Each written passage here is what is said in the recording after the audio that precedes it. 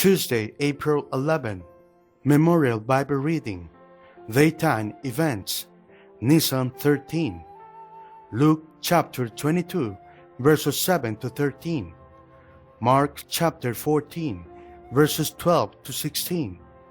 Events after sunset, Nisan 14. Luke chapter 22, verses 14 to 65.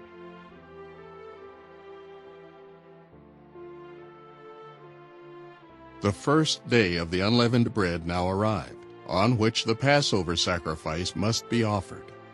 So Jesus sent Peter and John, saying, "Go and get the Passover ready for us to eat."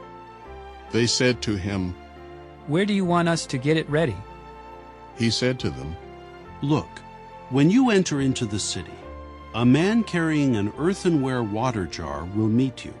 Follow him into the house that he enters, and say to the landlord of the house, 'The teacher says to you, where is the guest room where I may eat the Passover with my disciples?'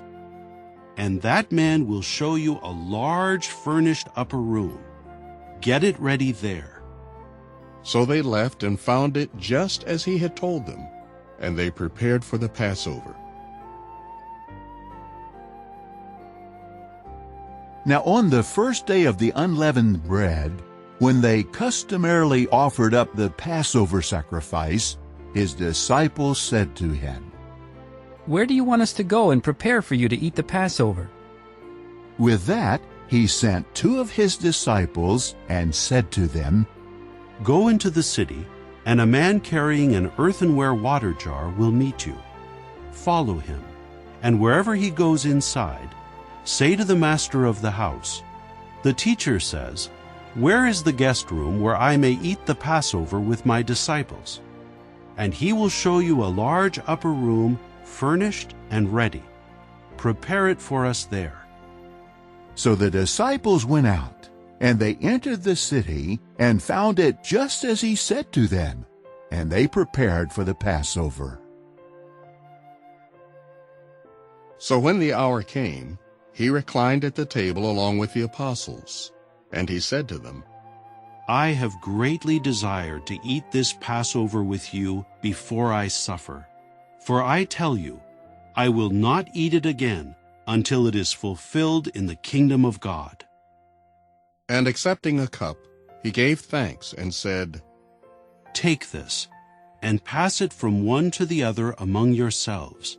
For I tell you, from now on I will not drink again from the product of the vine until the kingdom of God comes." Also, he took a loaf, gave thanks, broke it, and gave it to them, saying, "This means my body, which is to be given in your behalf. Keep doing this in remembrance of me." Also, he did the same with the cup, after they had the evening meal, saying, "This cup means the new covenant by virtue of my blood, which is to be poured out in your behalf. But look, the hand of my betrayer is with me at the table. For indeed, the Son of Man is going his way according to what has been determined. All the same, woe to that man through whom he is betrayed." So they began to discuss among themselves which one of them could really be about to do this. However, there also arose a heated dispute among them over which one of them was considered to be the greatest. But he said to them, "The kings of the nations lord it over them, and those having authority over them are called benefactors.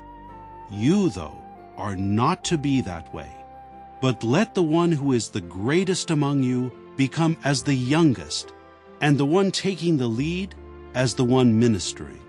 For which one is greater, the one dining or the one serving? Is it not the one dining? But I am among you as the one serving. However, you are the ones who have stuck with me in my trials, and I make a covenant with you, just as my Father has made a covenant with me for a kingdom, so that you may eat and drink at my table in my kingdom and sit on thrones to judge the 12 tribes of Israel. Simon, Simon, look, Satan has demanded to have all of you to sift you as wheat. But I have made supplication for you that your faith may not give out, and you, once you have returned, strengthen your brothers. Then he said to him, Lord, I am ready to go with you both to prison and to death. But he said, I tell you, Peter, a rooster will not crow today until you have denied knowing me 3 times. He also said to them, When I sent you out without a money bag and a food pouch and sandals, you did not lack anything, did you? They said, No. Then he said to them, But now let the one who has a money bag take it, likewise a food pouch, and let the one who has no sword sell his outer garment and buy one. For I tell you that what is written must be accomplished in me, namely, he was counted with lawless ones. For this is being fulfilled concerning me. Then they said, Lord, look, here are 2 swords. He said to them, It is enough.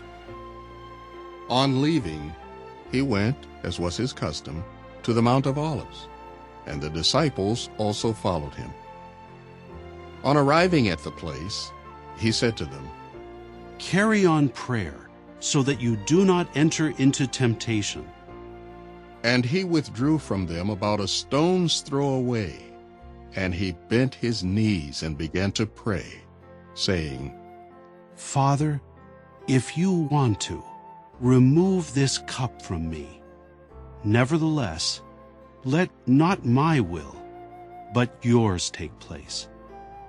Then an angel from heaven appeared to him and strengthened him. But he was in such agony that he kept praying more earnestly, and his sweat became as drops of blood falling to the ground. When he rose from prayer and went to the disciples, he found them slumbering, exhausted from grief. He said to them, Why are you sleeping? Get up and keep praying, so that you do not enter into temptation. While he was still speaking, look, a crowd, and the man called Judas, one of the 12, was leading them, and he approached Jesus to kiss him. But Jesus said to him, Judas, are you betraying the Son of Man with a kiss?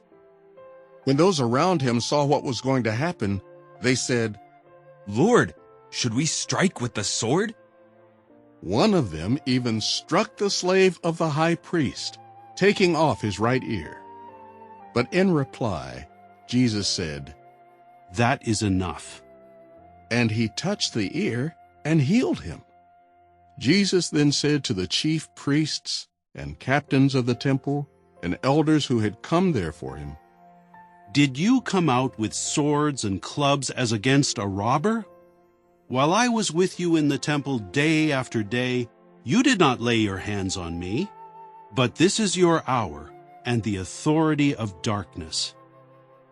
Then they arrested him and led him off, and they brought him into the house of the high priest. But Peter was following at a distance. When they lit a fire in the middle of the courtyard and sat down together, Peter was sitting among them.